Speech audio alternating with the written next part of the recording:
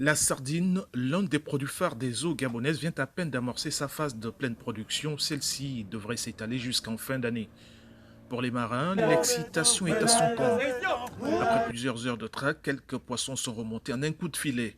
Puis intervient la mise en vente des prises matinales auprès des marieuses.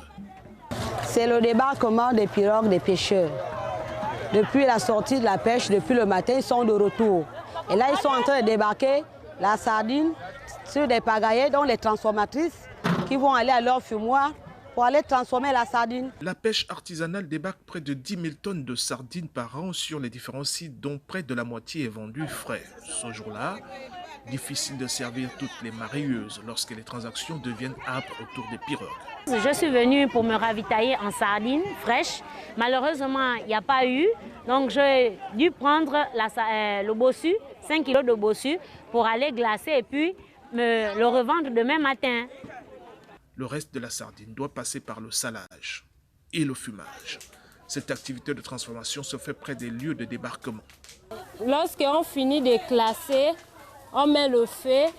Quand le feu là fini, après, on enlève.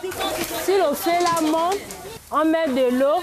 À Libreville comme à Port-Gentil, la capitale économique du pays, très peu d'acteurs de ce secteur de la pêche artisanale accèdent à la propriété au motif des procédures administratives qui sont longues.